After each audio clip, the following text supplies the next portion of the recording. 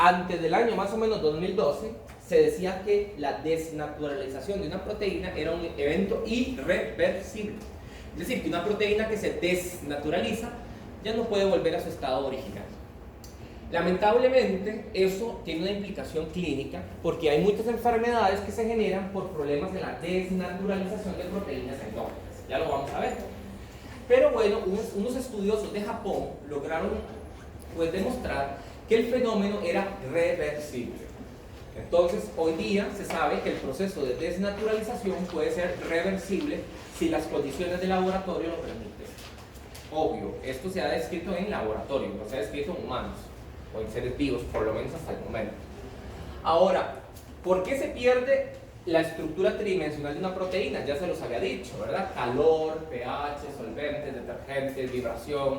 ¿Okay?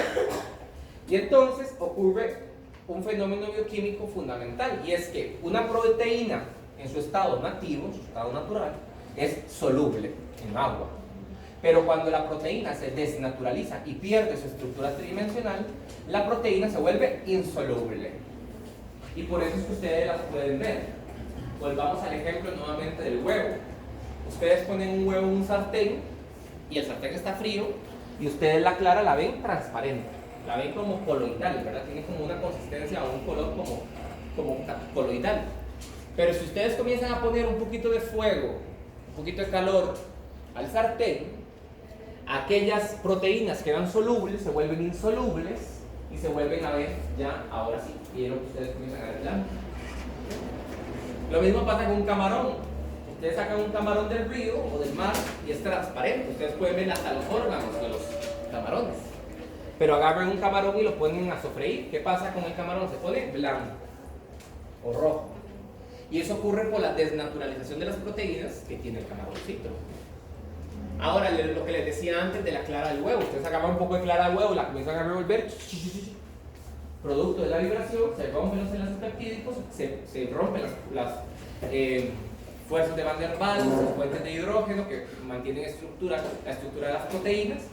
¿Y qué pasa? Ya que se comienzan a ver insolublemente las proteínas, ¿verdad? Recuerden que en su estado nativo son solubles, en su estado desnaturalizado son insolubles,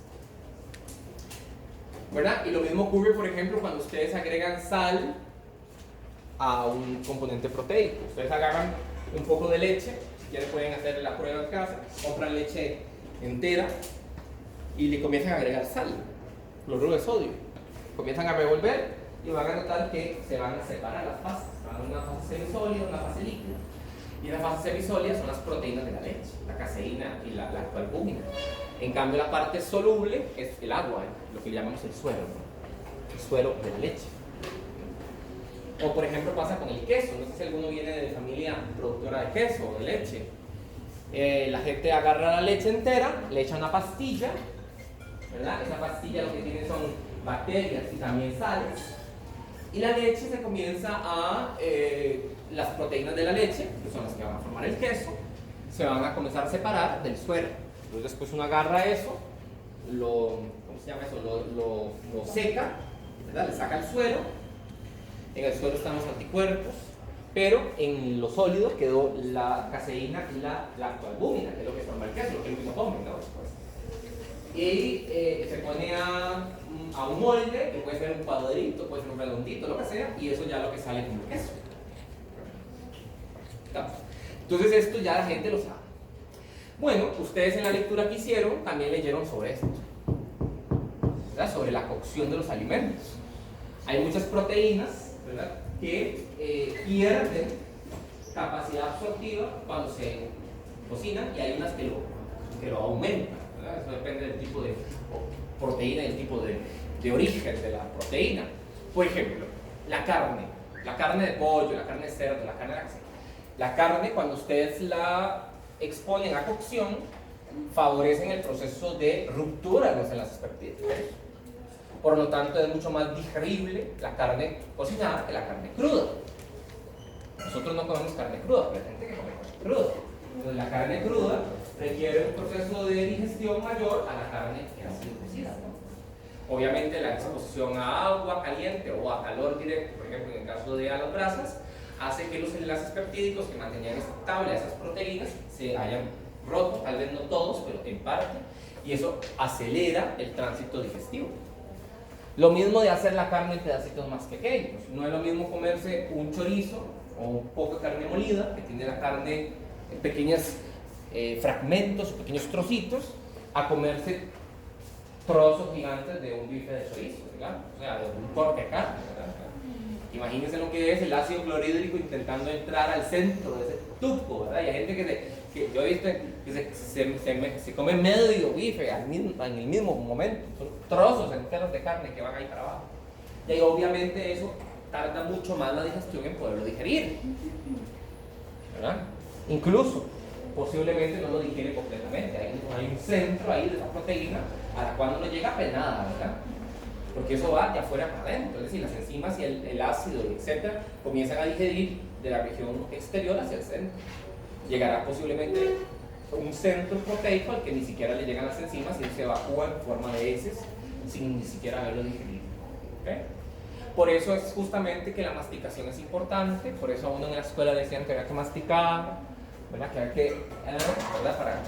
Y además por un efecto de saciedad. Entre más tiempo usted tarde comiendo, más saciado queda. Entre menos tiempo usted tarde comiendo, menos saciedad tiene. Si usted tiene menos saciedad, va a comer más veces. Si come más veces, con más calorías y más sobrepeso u obesidad. Eso está descrito también. Eso lo vamos a ver al final cuando les hable de obesidad.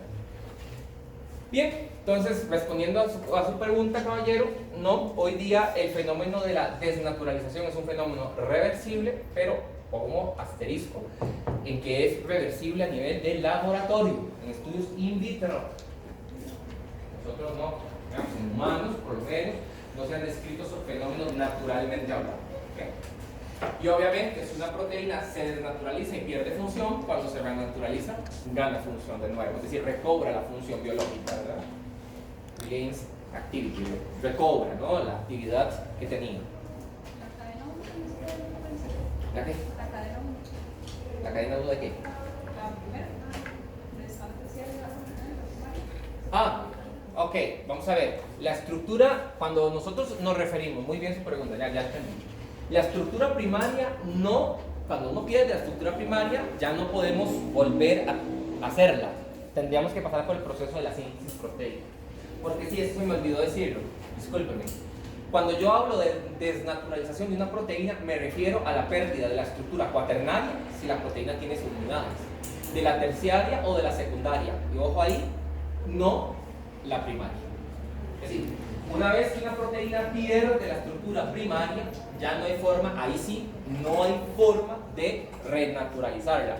Pero es que el concepto de desnaturalización no aplica para la pérdida de la estructura primaria, solamente para cuaternaria, terciaria o secundaria.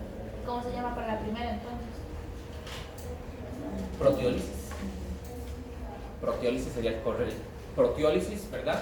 Porque estamos rompiendo la proteína. Pero rompiendo la proteína en el sentido estricto de la estructura primaria. Es decir, tenemos una secuencia de aminoácidos a la cual estamos quitando los aminoácidos. Es una proteólisis. Lo otro es desnaturalización, porque ahí no estamos perdiendo la estructura primaria. Lo que estamos haciendo es desconfigurando la estructura tridimensional, ¿verdad? Es otra cosa. Si la proteólisis per se es irreversible, eso sí.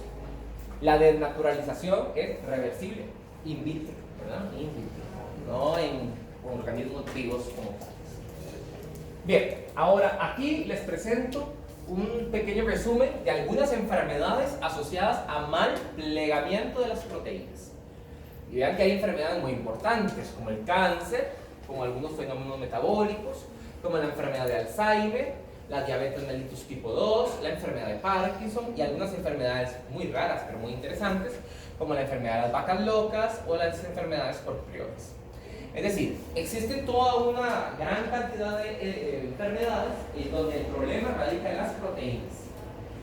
Proteínas que se pliegan mal, ¿no? A eso me refiero. La hemofilia, ¿cuál es el mecanismo de la...? Bien, la hemofilia, en los pacientes con hemofilia clásica, hay dos tipos de hemofilia, la hemofilia A y la hemofilia B, clásica o no clásica.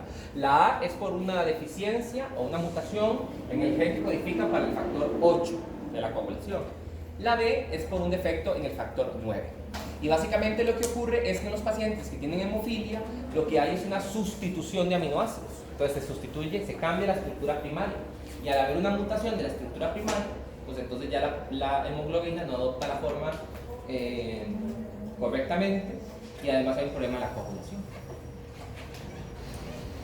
Ahora voy a mencionarles, tengo aquí 3 ejemplos nada más, para no meterme mucho en esto, porque esto lo volvemos a retomar a finales del curso.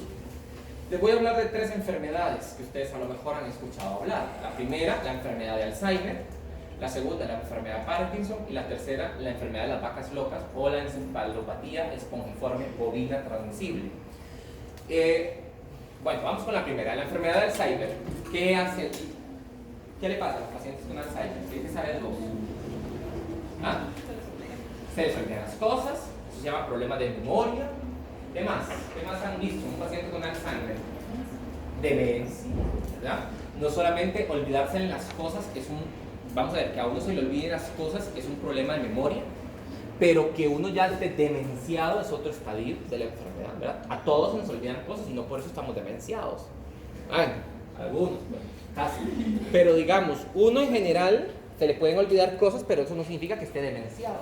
¿Qué significa estar demenciado? Demencia significa tener una desubicación espacio-temporal. No sé quién soy, no sé dónde estoy, no sé qué día soy.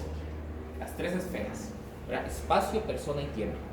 Cuando un individuo, yo le pregunto, ¿dónde estás? No sé. ¿Cómo te llamas? No sé. ¿Qué edad tienes? ¿Qué día soy? Ya ahí, esos son signos clásicos de demencia, el trastorno demencial. Ahora, si nosotros no podemos decir qué día el paciente comenzó a tener esos síntomas, eso se llama demencia. Si podemos decir el día y el momento, se llama delirio. Son cosas diferentes. Entonces, si yo le puedo poner el día al momento de esos síntomas, se llama delirio. Y eso pasa en los adultos mayores, que a veces tienen una infección urinaria y de repente se levantan un día y no reconocen al hijo, a la mamá, al esposo, a no sé quién. Es un delirio, no está demenciado, está delirando el paciente. Y las causas son infecciosas, metabólicas, todo. En cambio, si yo tengo mi papá, mi mamá, mi abuelito, y yo he ido notando que poco a poco comienza a tener frecuencia de episodios de olvido, que se le olvida quién es sus hijos, se les olvida quién es él, se les olvida contar el dinero, ya no tienen noción de cuánto es el dinero, y comienzo a ver que eso ocurre en el tiempo, sin un día exacto donde comenzó. A eso le llamamos trastorno demencial. El problema del trastorno demencial es que también lleva a otras cosas. Lleva, por ejemplo, incontinencia fecal, lleva incontinencia urinaria, problemas para tragar, problemas incluso para movilizarse. Los pacientes demenciados en estado avanzado no pueden caminar. Hay una disfunción motora, hay una también alteración propioceptiva, ya no saben dónde están las partes de su cuerpo. Y eso finalmente los conduce a estar postrados en una cama, tener dependencia total de la vida diaria, neumonías y la muerte, que es la causa común de los pacientes demenciados, ¿verdad? Mal manejo de las secreciones broncoalveolares, bronconeumonías en la casa y muerte, que es lamentablemente es como el fin de los pacientes demenciados. Bueno, la principal causa de eso, que es terrible, es el Alzheimer. La enfermedad de Alzheimer, aunque todo el mundo dice, todavía no se sabe muchas cosas de esta enfermedad. Por ejemplo, ¿por qué ahora tenemos tantos casos de Alzheimer y antes no? Bueno, la enfermedad de Alzheimer ocurre por algo relacionado a lo que he explicado el día de hoy. Nosotros tenemos ciertas proteínas a nivel de las neuronas, ¿verdad? Que cuando se degeneran, cuando cumplen su vida media, sufren un proceso de degradación.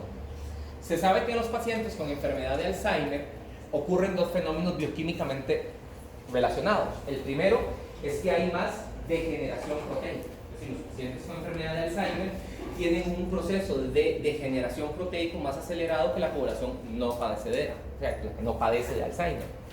Y otra cosa que tienen los pacientes con Alzheimer es que los sistemas celulares de reconocimiento no reconocen a esas proteínas como mal plegadas. Entonces, hay mayor mal plegamiento y hay menor reconocimiento de ese mal plegamiento. Y eso genera 2 cosas: que se acumulen esas proteínas mal plegadas y además interferencia de la neuroconducción nerviosa, es decir, de la transmisión del impulso eléctrico. Esto es una imagen, es un dibujo donde tenemos un paciente sano con sus neuronas, con su estroma, con su glía, y aquí tenemos un paciente con enfermedad de Alzheimer, donde tenemos depósitos de proteínas mal plegadas, que pueden estar en dos formas. Dentro del soma, dentro del cuerpo de la neurona, lo que se llaman ovillos neurofibrilares, o en el espacio extracelular neuronal, lo que se llaman placas amiloideas. Esto se ve, eso es una biopsia real, eso es una tinción especial, y aquí tenemos exactamente lo mismo. Tenemos los ovillos neurofibrilares, son depósitos de una proteína llamada proteína tau, que se acumula dentro de los somas de los neuronas, y también tenemos los ovillos las placas amiloideas, que se va a encontrar en el espacio extracelular. Eso es una foto de un paciente post-mortem, ¿verdad? Eso es una biopsia de un paciente post-mortem. Porque a veces cuando uno ve una imagen de un cerebro normal, como un cerebro de Alzheimer se ve como Más pequeño. como si tuviese eso no puede tener una atrofia, ¿no? Claro. No se denomina de la misma forma. Claro, se llama atrofia. La atrofia es un signo secundario de la enfermedad de Alzheimer. Todos los trastornos demenciales cursan con atrofia cerebral, porque hay también una pérdida de la sustancia blanca. Entonces sí, los cerebros de los pacientes con Alzheimer se ven mucho más pequeños, más atróficos. Pero esa no es la causa de la demencia. La causa de la demencia, eso más bien es un efecto, no causa, ¿no? O sea, eso es un signo que vemos en la radiografía o en el TAC, lo que se llama en el TAC o en la resonancia, pero que no es la causa, eso es una consecuencia más bien.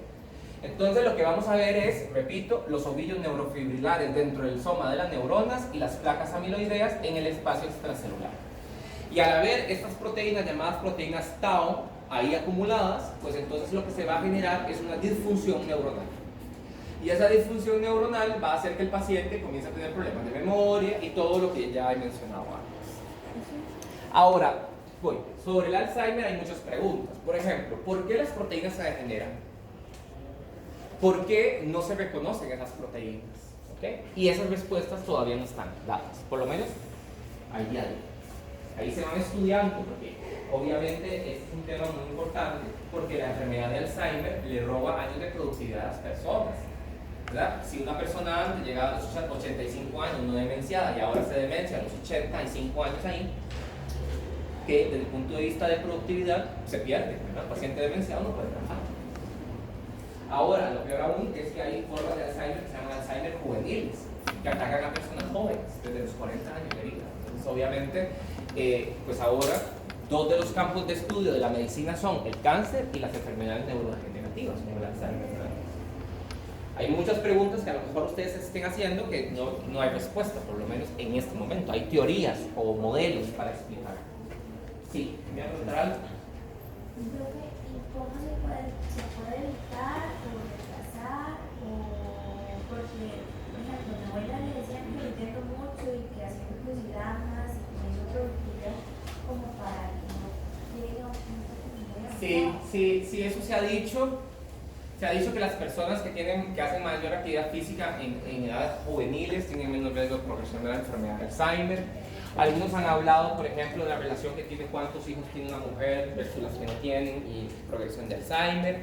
Algunos han dicho que que hay algunos medicamentos que retardan la aparición de los síntomas de la enfermedad.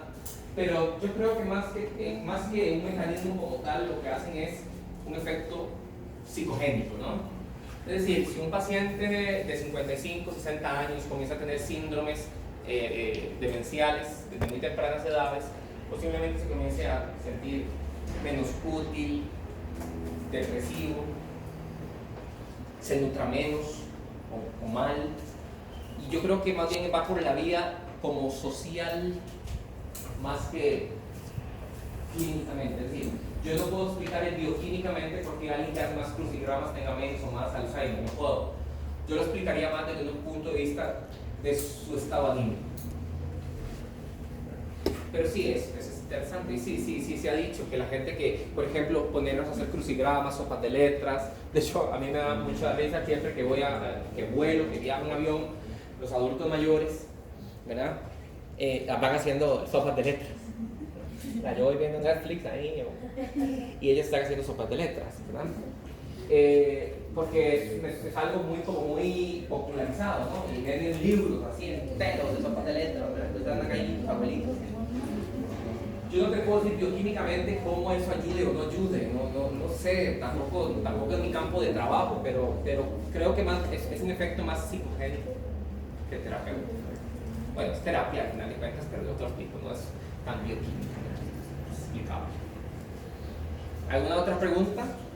Bueno, la enfermedad es una enfermedad incurable, es una enfermedad progresiva, como su nombre lo dice, enfermedad neurodegenerativa, y que lamentablemente la principal causa de demencia aquí en el mundo, todos, entre ustedes y yo, vamos a ver pacientes con Alzheimer, se los aseguro, es decir, posiblemente la mitad de los que lleguemos a 80 años vamos a estar demenciados, ¿verdad? Porque se ha visto que la incidencia de enfermedad de Alzheimer aumenta conforme van pasando los años, es decir, hay más casos de Alzheimer hoy que los que ven en los 80, en los 60, en los 70, y eso puede ser por varias razones. Algunos han hablado mucho sobre la exposición a la luz del teléfono celular,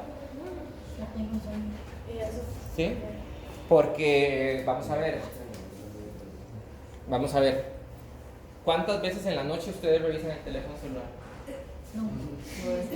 Incontables, ¿verdad? Entonces uno ¿cómo revisa el teléfono celular? Aquí. Desea es clavárselo en los ojos, ¿verdad? Adentro, allá en el cristalino, allá adentro. Y recuerden ustedes que nosotros tenemos ciclos de sueño y vigilia. El sueño y la vigilia están dados por la luz. Pues si yo en la noche paso toda la noche expuesto a luz, mi glándula pineal no sabe que yo soy un adicto a Facebook, ¿verdad? Entonces la madre dice así, este está trabajando a plena luz del día. Y entonces hay una disrupción de los estados sueños-vigilia que se ha asociado con la aparición de la enfermedad de Alzheimer. Entonces, no sé, hay algunos que dicen que es la alimentación, como todo, ¿eh? Toda la alimentación, hay unos que dicen que son las vacunas, hay unos que dicen que son, qué sé yo, las infecciones, los virus. No tengo respuestas. Es decir, hay muchas teorías. También tiene que ver con herencia, ¿verdad? En muy pocos casos, en realidad, los casos de Alzheimer asociados a herencia son los casos de aparición temprana, lo que llamamos un Alzheimer temprano.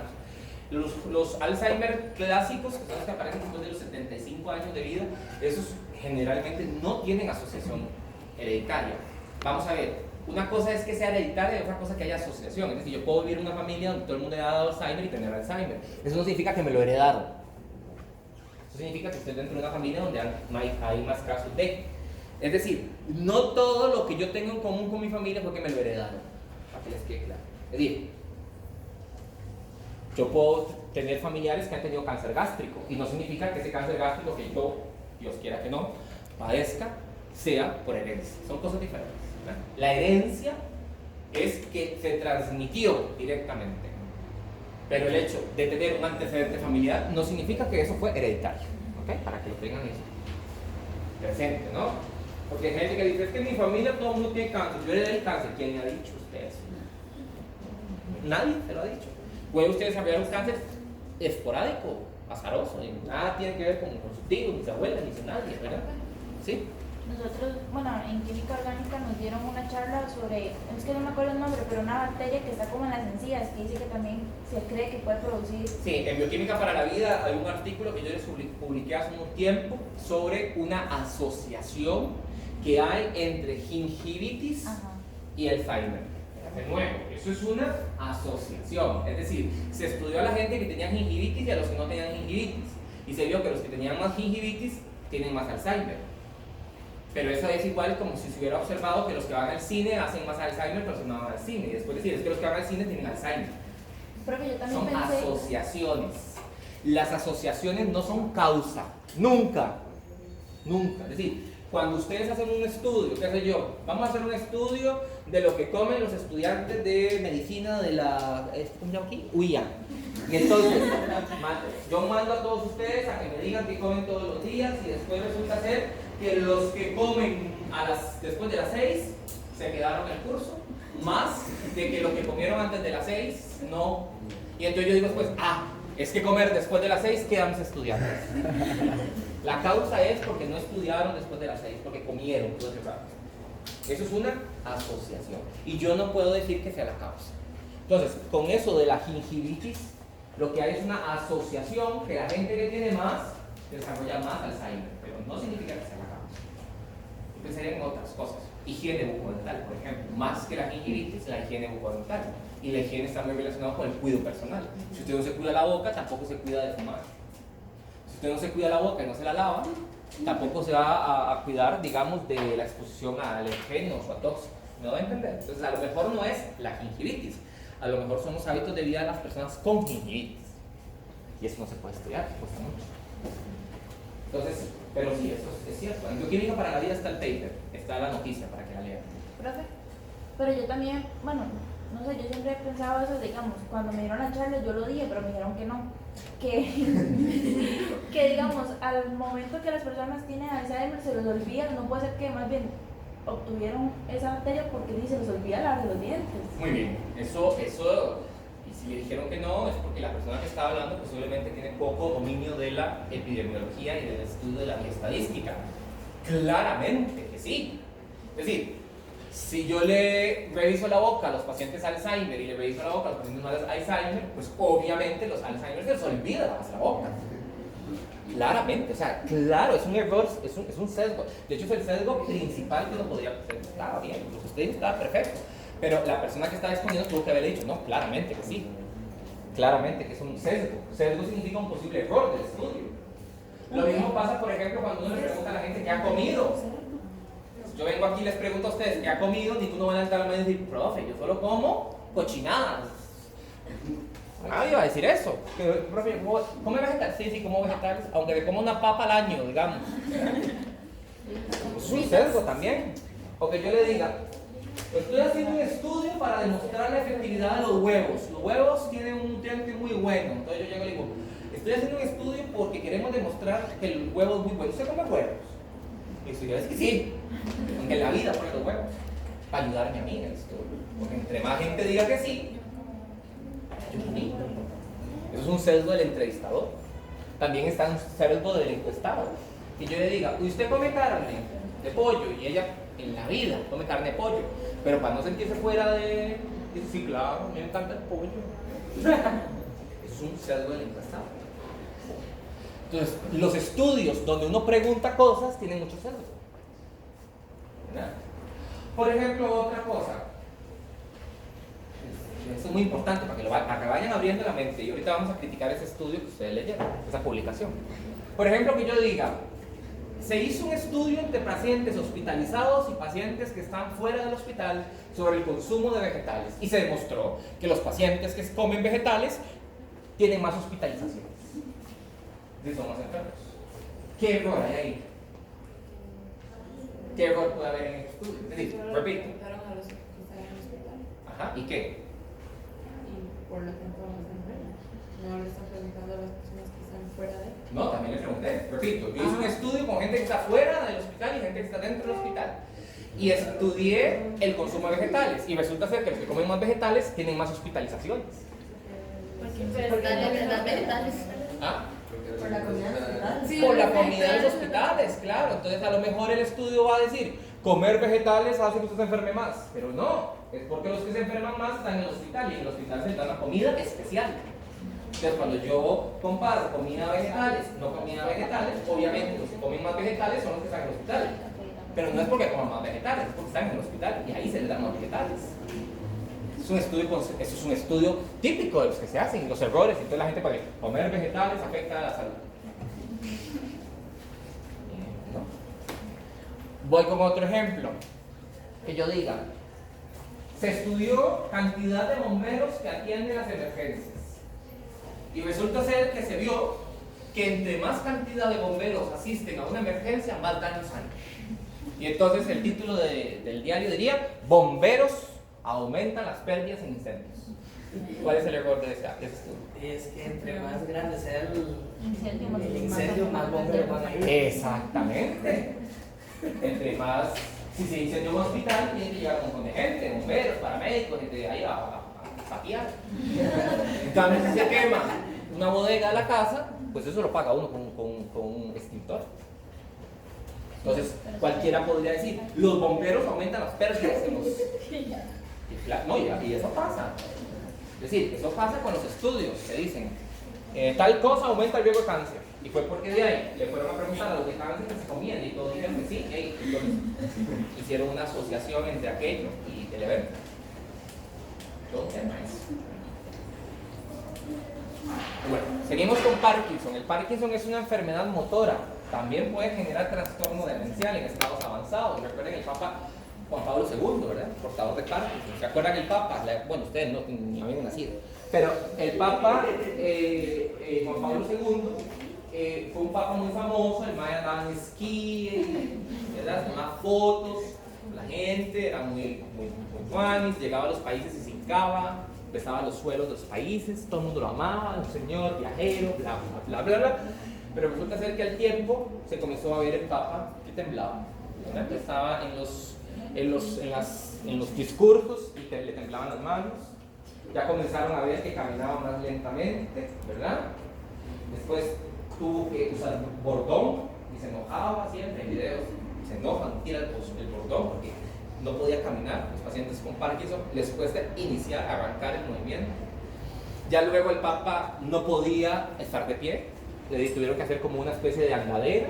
Ya después no podía ni siquiera caminar pedacitos, tenían que andar en un estante.